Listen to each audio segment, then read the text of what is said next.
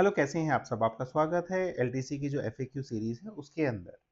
देखिए, एफएक्यूज का ना बहुत इंपॉर्टेंट रोल होता है क्योंकि एफएक्यूज केवल वहीं जनरेट किए जाते हैं जिन पॉइंट्स के ऊपर कोई डाउट होता है या मैक्सिमम लोगों को उसके बारे में क्लैरिटी चाहिए। तो अगर आप एलटीसी रूल्स के बारे में देखेंगे तो एलटीसी रूल्स के बारे में जितने भी टेक्निकल पॉइंट्स हैं वो सारे के सारे एफएक्यूज में कवर हैं। तो एफएक्यूज को अगर आपने बहुत अच्छे तरीके से कर लिया है तो दैट मीन्स आपका जो एलटीसी का पार्ट है वो कंप्लीट हो जाएगा। और यूपीएससी एग्जामिनेशन के लिए भी एलटीसी का ये जो एफएक्यू वाला पोर्शन है ये कंप्लीट एलटीसी को कवर करता है। तो सबसे पहले देखिएगा, जो सब मैक्सिमम क्वेश्चन आते हैं वो क्वेश्चन आते हैं regarding the definition of the family, कि इसमें कौन इंक्लूड होगा और कौन इंक्लूड नहीं होगा। तो सबसे पहले देखिएगा कि जो इसमें इंक्लूजन्स हैं, जो इसमें इंक्लूडेड है, इंक्लूजन्स हैं। सबसे पहले स्पाउस है, हस्बैंड या वाइफ। अगर जो वाइफ गवर्नमेंट सर्वेंट है तो हस्बैंड हो गया, हस्बैंड गवर्नमेंट सर्वेंट है तो वाइफ हो गया। दोनों वर्किंग है, दोनों गवर्नमेंट सर्वेंट है तो भी स्पाउस की कैटेगरी सेम रहेगी। नाउ अब स्पाउस के ऊपर देखिएगा दो चीजें हैं। सबसे पहले तो इनके ऊपर डिपेंडेंसी कंडीशन अप्लाई नहीं होती। अगर इनकी मंथली जो इनकम है वो 9,000, जो मिनिमम बेसिक पेंशन थी, उसे कहीं ज्यादा 90,000 या 9 लाख है तो भी ये डिपेंडेंट है, सॉरी डिपेंडेंट नहीं है, लेकिन एलटीसी में कवर माने जाएंगे, एलटीसी में कवर माने जाएंगे, क्योंकि इनके ऊपर डिपेंडेंसी की जो कंडीशन है स्पाउस के ऊपर वो अप्लाई नहीं करती है। उसके बाद है हमारे पास two eldest surviving unmarried children. The word is unmarried. Age की बात नहीं है इसमें, कोई भी एज लिमिट स्पेसिफाइड नहीं है। तो चाहे वो 20 साल हो, 25 साल हो, 30 साल हो, 35 साल हो, दैट इज अनमैरिड चिल्ड्रन। वो भी दो एल्डेस्ट जो सर्वाइविंग है। ये दो से ज्यादा केवल एक कंडीशन में हो सकती है, जब पहला बच्चा आपका सिंगल हो और जो बाद के जो बच्चे हैं बी ओ सी वो ट्विंस बच्चे हों। तो उस कंडीशन में ये जो बच्चे हैं वो ये दो से ज्यादा हो सकते हैं। नाउ यह एक टेक्निकलिटी है कि divorced abandoned separated from husband widow daughters who are dependent on the government servant and residing with. ऐसे मतलब बेटियां जो कि अनफॉर्चुनेटली डाइवोर्स्ड हैं, अबेंडेंट हैं, सेपरेटेड हैं, वो अपने पापा के ऊपर जो गवर्नमेंट एम्प्लॉई हैं उनके ऊपर डिपेंडेंट हो और वो उनके साथ रिजाइड करते हो। The condition is reside. यहाँ एक अब टेक्निकलिटी देखिएगा कि ये जो अनमैरिड बच्चे थे इनके साथ रेजिडेंस की कोई कंडीशन नहीं थी।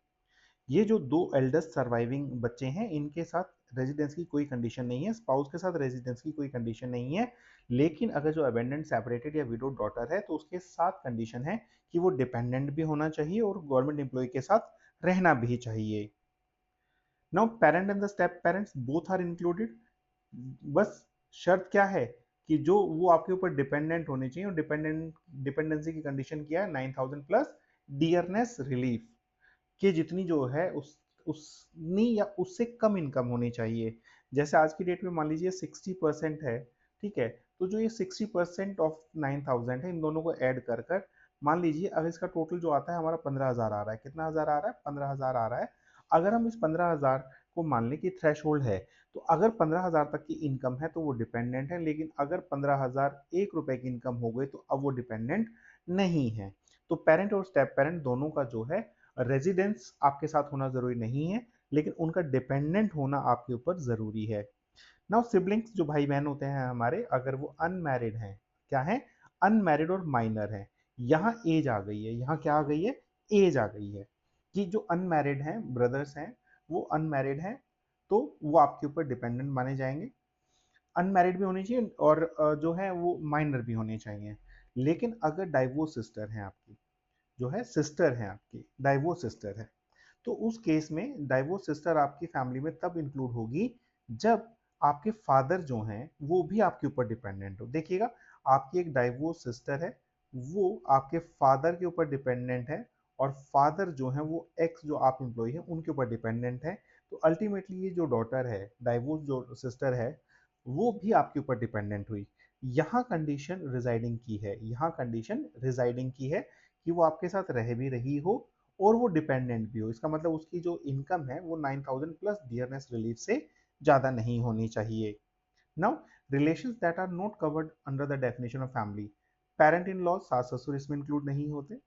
Children of the divorce sister is not included, कि जो भी बच्चे होंगे वो सिस्टर तो आपके है डिपेंड, मतलब आपकी फैमिली का पार्ट, लेकिन उसमें नहीं। Not more than one wife, लेकिन अगर वो लीगली वेडेड है, गवर्नमेंट से परमिशन है या पर्सनल लॉ के अकॉर्डिंग उन्होंने मैरिज की हुई है, वो अलाउड है, तो फिर वो दोनों वाइफ जो है फैमिली में ट्रीट होंगी और दोनों वाइफ एलटीसी का बेनिफिट लेंगी। ग्रैंड पेरेंट्स नहीं है। Any other not covered under the definition of family as defined in rule 4 of LTC, कि ऐसा कोई भी आदमी जो रूल 4 में डिफाइंड नहीं है एलटीसी के, वो आपकी फैमिली के ऊपर आपकी फैमिली का पार्ट नहीं माना जाएगा। Now what is the dependency criteria, कि डिपेंडेंसी क्राइटेरिया है क्या? वैसे तो मैं पहले बता चुका हूँ कि 9000 plus dearness relief, plus dearness relief ये रिटायरमेंट के टाइम पे मिलता है, रिटायरमेंट के बाद जो डीए होता है वो डीआर में कन्वर्ट हो जाता है। तो जो सेवंथ पे कमीशन का जो मिनिमम बेसिक पेंशन है दैट इज 9000। अगर इससे ज्यादा इनकम है, आई एम नॉट सेइंग 9000 से ज्यादा इनकम है, 9000 प्लस डीआर जो आज की डेट में 60% ये डीए के इक्वल होता है, तो अगर इससे ज्यादा इनकम है तो ही वो आप पे डिपेंडेंट नहीं है, इससे कम इनकम है तो आपके ऊपर डिपेंडेंट है। फॉर एग्जाम्पल 9000 का अगर हम 60% लेते हैं, so that is 100, that is 100, 20, तो ये बनता है, इसमें 9000 आप और जोड़ दीजिए। आज की डेट में अगर किसी की इनकम 14,400 रुपए तक है तो वो डिपेंडेंट है, लेकिन अगर उसकी इनकम 14,401 रुपए हो गई है तो वो आपके डिपेंडेंट नहीं होगा। This is the dependency criteria. Is it compulsory for the wife parent children to reside with the government employees to claim the LTC? No, क्योंकि जो बच्चे हैं आपके, जो स्पाउस हैं, वो आपका अदर देन हेडक्वार्टर के स्टेशन पे भी रिजाइड कर सकते हैं, एलटीसी में क्लियर मेंशन था। Whether son daughter of the government employee who is above 25 years of age but still unmarried is eligible for LTC claim? Yes. क्यों? क्योंकि जो आपके बच्चे हैं, सिबलिंग जो सॉरी जो आपके चिल्ड्रन हैं, उनके ऊपर एज क्राइटेरिया अप्लाई नहीं करता, उनके ऊपर दो क्राइटेरिया हैं, marriage and dependency. Marriage and dependency की वो अनमैरिड हों और वो आपके ऊपर डिपेंडेंट हों। Are the in-laws of a government employee eligible to avail LTC? No, parent-in-laws are not included in the definition of family, so they are not entitled to use your LTC facilities. Are family members allowed to travel separately? Yes.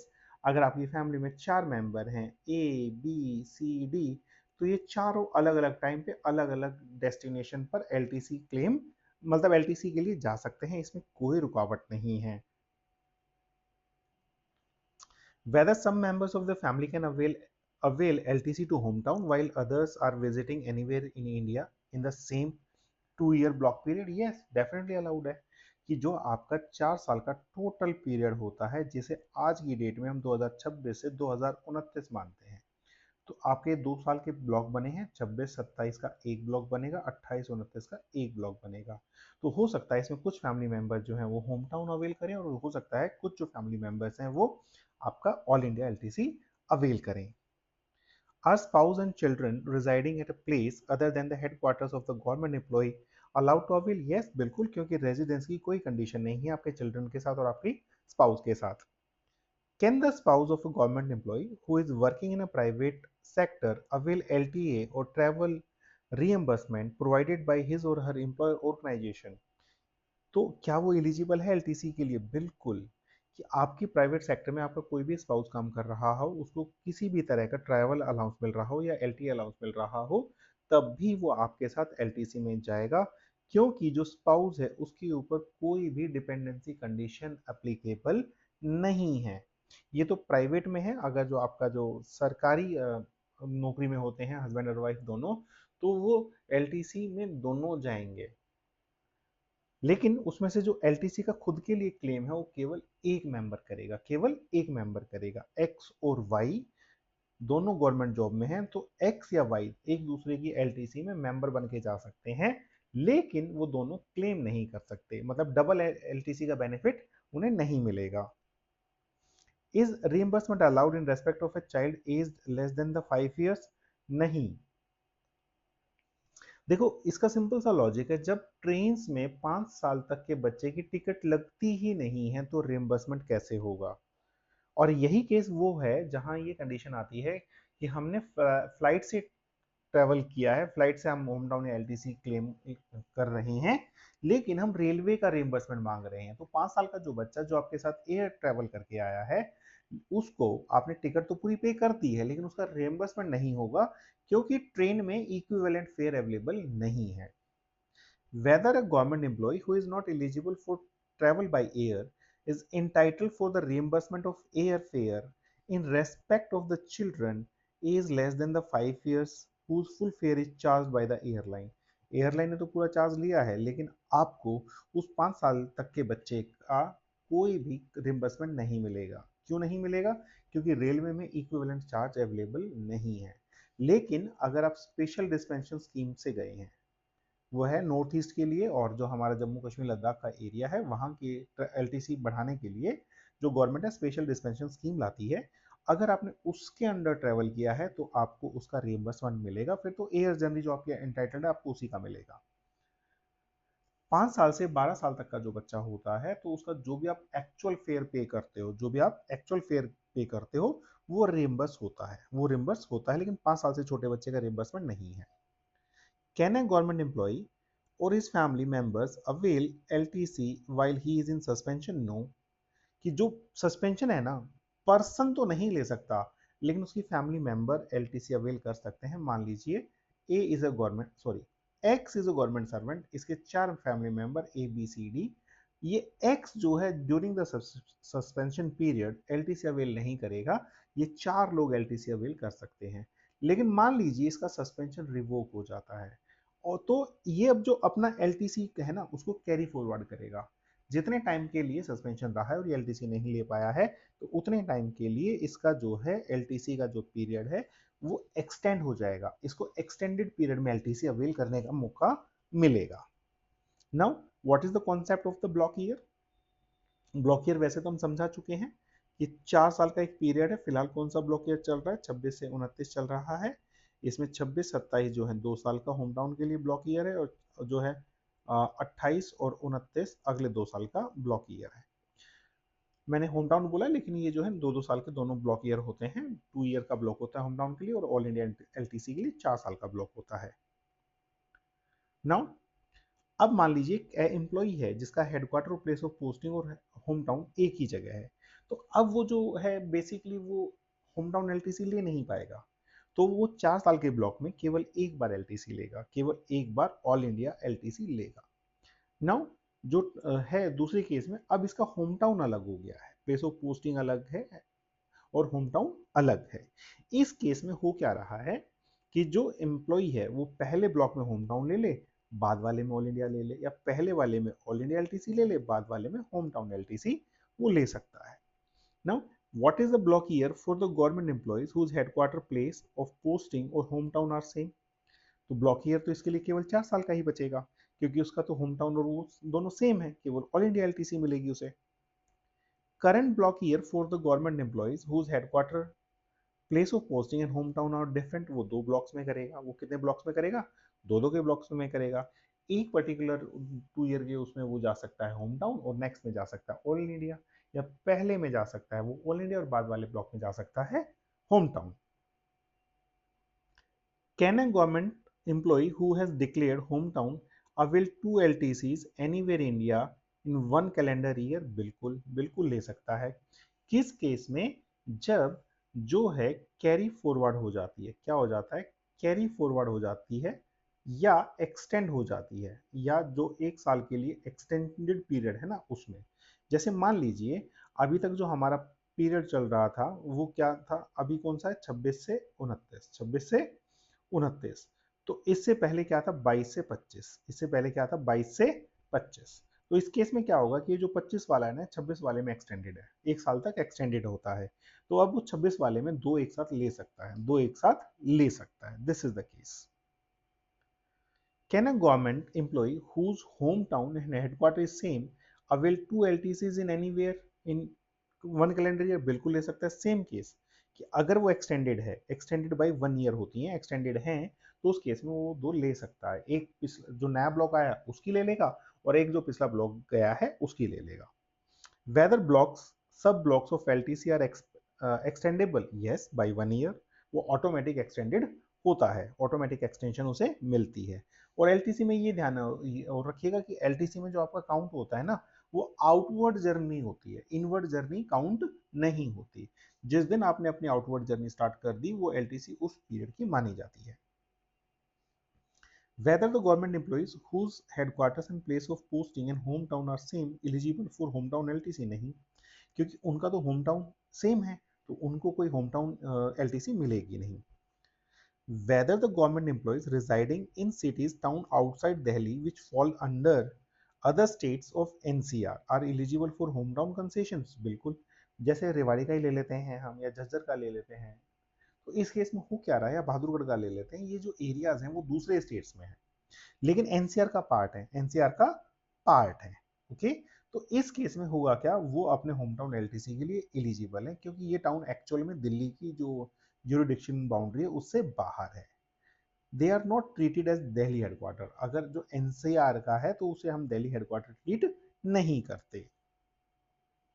Leave encashment, is leave encashment allowed in case the government employee does not avail the LTC in a particular block year but his family members avail। देखिए family is a unit, family is a unit for LTC। अब इस unit का अगर कोई भी member जो है वो LTC अवेल करता है तो लीव एनकैशमेंट वो ले सकता है, एम्प्लॉय जो है वो लीव एनकैशमेंट ले सकता है इन अ पर्टिकुलर ब्लॉक। लेकिन उस ब्लॉक में एक ही बार लेगा, ऐसा नहीं है उसके फैमिली मेंबर 3 बार गए हैं तो 3 बार लीव एनकैश ले सकता है कि सर टोटल की तो 6 बार की लिमिट थी, हम 3 बार इसी साथ ले लेते हैं। Whether reimbursement of leave encashment is allowed where the government employees undertakes journey on private vehicles in areas connected by the public transport or the government employee himself decide to forego his claim resulting in nil claim। तो क्या जब वो नील claim लेता है या वो अपनी गाड़ी से ट्रेवल करता है उन प्लेसेस के बीच में जो ऑलरेडी कनेक्टेड हैं गवर्नमेंट ट्रांसपोर्टेशन से, या जो भी medium authorised means of transportation है, रेल, एयर या बस, बिल्कुल ले सकता है वो लीव एनकैशमेंट, बिल्कुल लीव एनकैशमेंट वो ले सकता है। इस लीव एनकैशमेंट के साथ सिर्फ उन्हें एक नील बिल सबमिट करना है कि वो जो है केवल लीव एनकैशमेंट ले रहे हैं और अपनी जर्नी का कोई भी रिएम्बर्समेंट क्लेम नहीं कर रहे हैं। इसमें कंडीशन एक है कि जो लीव एनकैशमेंट है वो जर्नी स्टार्ट करने से पहले अप्लाई होनी चाहिए, जर्नी स्टार्ट होने से पहले होनी चाहिए। A government employee intimates to the department his intention to avail the LTC in advance and gets the leave sanctioned as per the prescribed procedure before the journey is undertaken. That is the only case जब वो वापस आएगा तो नील bill submit करेगा with an undertaking that he has actually undertaken the journey।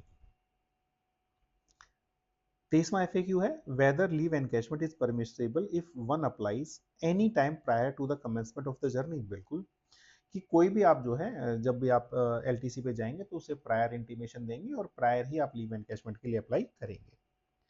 Whether both husband and wife get leave encashment if both of them are central government employees? Yes। जो मैंने बताया आप A हैं और आपकी वाइफ B है, ये DOE में है और ये जो हैं ये NDMC में है। आई अज्यूम कि दोनों जगह LTC अप्लाई होती है, अप्लीकेबल है। इस केस में अगर मान लीजिए ए के साथ बी जा रहा है एज ए फैमिली मेंबर तो ए भी लीव एनकैशमेंट के लिए अप्लाई करेगा, जो बी है वो भी लीव एनकैशमेंट के लिए अप्लाई करेगा और दोनों को लीव एनकैशमेंट एंटाइटल्ड है। Now leave 25th FAQ, which kind of leave is necessary for availing LTC? Any kind of leave, any kind of leave including vacation, including vacation। Thumb rule है, आप holidays पे नहीं जा सकते और Sundays पे नहीं जा सकते, जहां सैटरडे ऑफ है वहां सैटरडेज पे भी नहीं जा सकते। यहां भी एक टेक्निकलिटी देखिए कि वो कैजुअल लीव को भी अलाउ कर रहा है, कैजुअल लीव को भी क्या ट्रीट कर रहा है, लीव ट्रीट कर रहा है। लेकिन अगर आप लीव रूल्स देखेंगे तो कैजुअल लीव लीव नहीं है, कैजुअल लीव लीव नहीं है।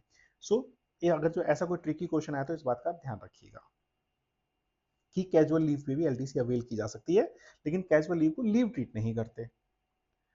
Is it necessary to avail leave by government employee when only his और her family members are travelling? नहीं, क्यों?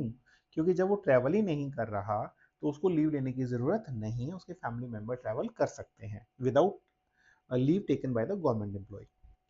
Whether LTC can be availed during the weekend and holidays alone? No, बिल्कुल भी नहीं। हाँ, उनके साथ आप एक छुट्टी ऐड कर सकते हो तो एलिजिबल हो, अदरवाइज एलिजिबल नहीं हो।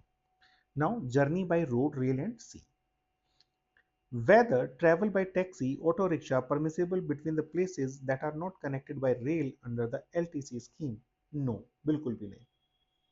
Local journey is not allowed. Local journey is not allowed. लेकिन मान लीजिए आपने X पॉइंट डिक्लेयर किया कि आप X पॉइंट तक जा रहे हैं, Z पॉइंट तक ट्रेन आती है. Z पॉइंट तक क्या आती है? ट्रेन आती है. Z से X तक आपको पहुंचना है. Z से X तक आपको पहुंचना है. यहां आप ऑटो या टैक्सी लेना चाहते हो. ऑटो या टैक्सी लेना चाहते हो. अब ये आपकी मजबूरी में ऑटो टैक्सी होगा तो रिम्बर्समेंट होगा, अदरवाइज रिम्बर्समेंट नहीं होगा. ध्यान से देखो क्यों. क्योंकि सबसे पहली मजबूरी क्या है कि इन दोनों के बीच में कोई बस या जो सिंपल वर्ड्स में पब्लिक ट्रांसपोर्ट सिस्टम अवेलेबल नहीं होना चाहिए. दूसरा, ये ऑटो टैक्सी है ना, ये स्टेट ट्रांसपोर्ट अथॉरिटी से ऑथोराइज्ड होने चाहिए from point to point service के लिए. पॉइंट टू पॉइंट की यहां से पैसेंजर पिक करोगे, केवल वहां ड्रॉप करोगे तो रिम्बर्समेंट है, अदरवाइज रिम्बर्समेंट नहीं है. क्योंकि एलटीसी पे जो भी कोई जाएगा उसे पब्लिक सेक्टर में या पब्लिक ट्रांसपोर्ट ही यूज करना होता है.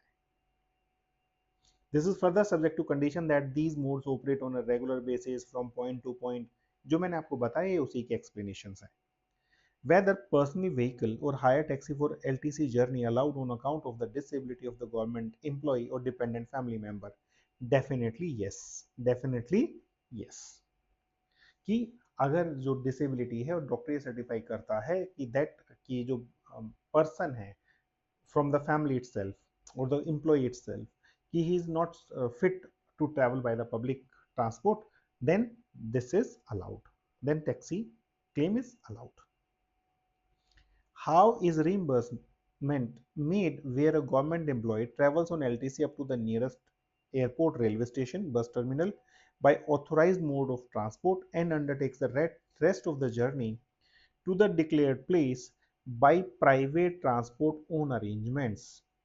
सबसे पहले तो देखो जो भी प्लेस है, अगर वही वाला केस है ए और बी, यहां अगर पब्लिक ट्रांसपोर्ट अलाउड नहीं है, मतलब अवेलेबल नहीं, अलाउड नहीं, अवेलेबल नहीं है, तो आप टैक्सी या प्राइवेट व्हीकल ले सकते हो. टैक्सी या प्राइवेट व्हीकल ले सकते हो कि यहाँ कोई पब्लिक ट्रांसपोर्ट सिस्टम अवेलेबल नहीं है. लेकिन इसकी लिमिट है 200 किलोमीटर की. The limit is 200 kilometre. Not one way, it is both. It is both ways. It is both sides. कि भाई 100 किलोमीटर आना और 100 किलोमीटर जाना, इसका ही रिम्बर्समेंट मिलेगा, बाकी का रिम्बर्समेंट आपको नहीं मिलेगा.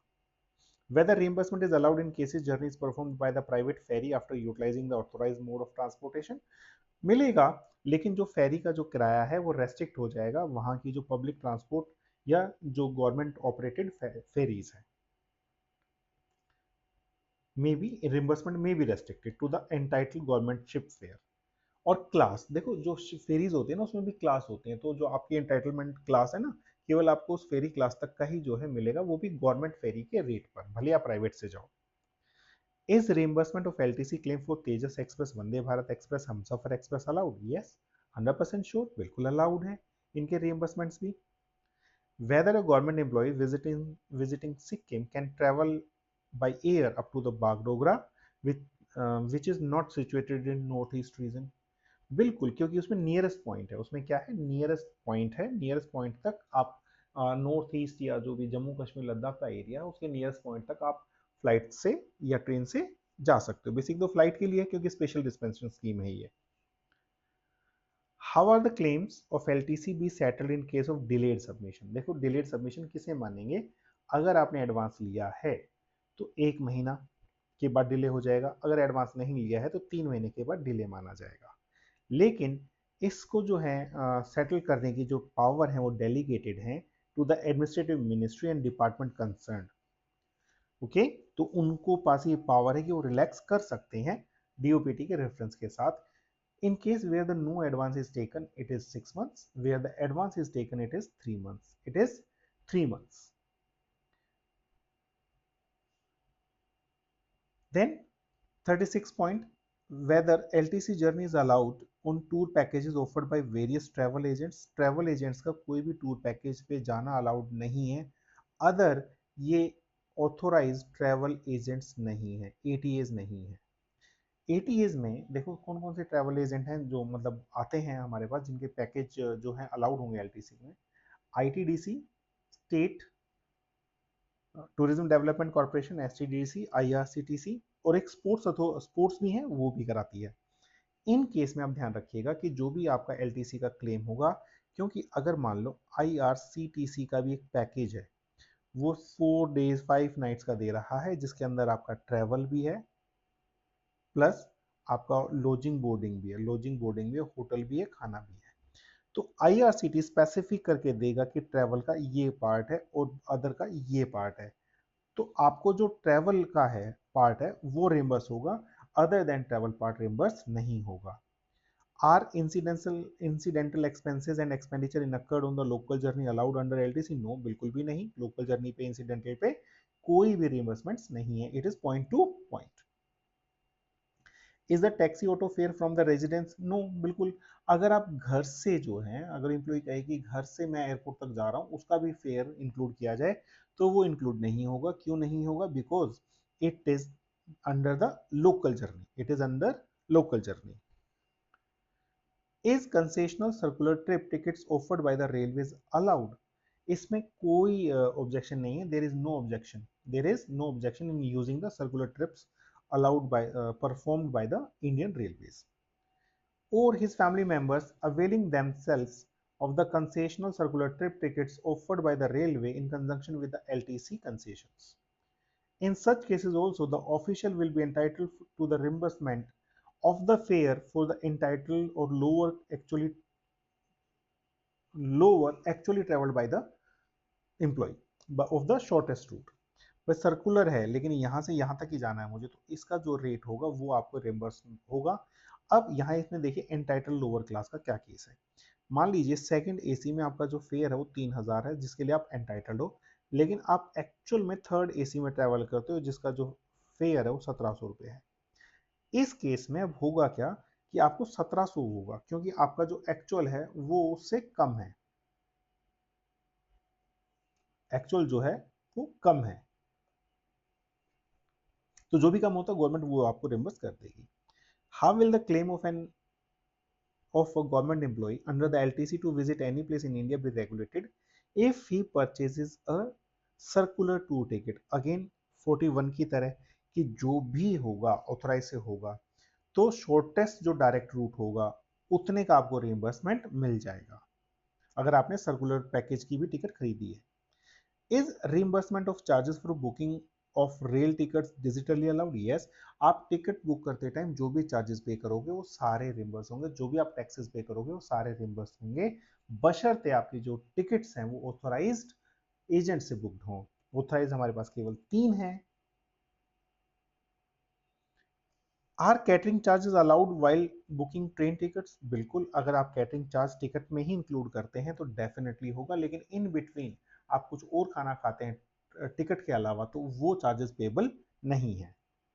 Are the element of service tax education cess? बता दिया कि सब कुछ इंक्लूड होता है रिम्बर्समेंट में, सबका रिम्बर्समेंट मिलेगा। Is tour packages conducted by sports society for promotion of nature tourism and sports to Lakshadweep islands on the ships owned and operated by the Lakshadweep administration allowed for the purpose of LTC journey? Yes, yes, क्योंकि ये जो sports है ये भी एक authorised agent की तरह treat होता है, इसके पैकेजेस का भी रिइंबर्समेंट दिया जाता है। लेकिन ये जो भी पैकेज देगा ना, उस पैकेज में केवल और केवल जो ट्रैवल पार्ट है, केवल कौन सा पार्ट? Travel part. आईआरसीटीसी की तरह केवल ट्रैवल पार्ट का जो है रिइंबर्समेंट है, बाकी किसी का रिइंबर्समेंट नहीं है। ये जो स्पोर्ट्स है ये आपको अलग से सर्टिफिकेट इशू करता है कि जो भी आपने खर्चा किया है, जो भी बिलिंग है, इसमें से ये पार्ट इसका ट्रैवल का था और ये पार्ट अदर देन ट्रैवल का है। Is it compulsory to book tickets 21 days in advance for passing of LTC claims? No, it is not mandatory. It is not compulsory. Only it is written that it is employees are to be encouraged to use. The word is encouraged, not mandatory. अगर mandatory होता तो यहाँ mandatory आता कि 21 days पहले tickets खरीदनी है। तो ये जर्नी बाई एयर को हम अगले एफएक्यूज में लेंगे। कोशिश की है कि आपका जो फीडबैक आया था कि सर आपकी स्पीड थोड़ी तेज है और एक्सप्लेनेशंस थोड़ी कम हो रही हैं सीसीएस रूल्स में और एफआर रूल्स में, तो मैंने ट्राई किया है कि मैं और बेटर वीडियो बना पाऊँ। अगर सच में लगा हो कि आपको ये वीडियो पहली वीडियो से बेहतर है, तो डेफिनेटली अपने फ्रेंड्स को आप इस वीडियो को रिकमेंड कर सकते हैं, और ग्रुप के ऊपर अगर आपको कोई और सजेशंस हैं रिगार्डिंग द वीडियो, तो आप वो भी हमें शेयर कर सकते हैं। डेफिनेटली हम आपके सजेशंस को बहुत सीरियसली लेते हैं और ट्राई करते हैं कि उनको जितनी जल्दी इनकॉर्पोरेट किया जा सके उतनी जल्दी हम इनकॉर्पोरेट कर लें। Thanks thanks a lot.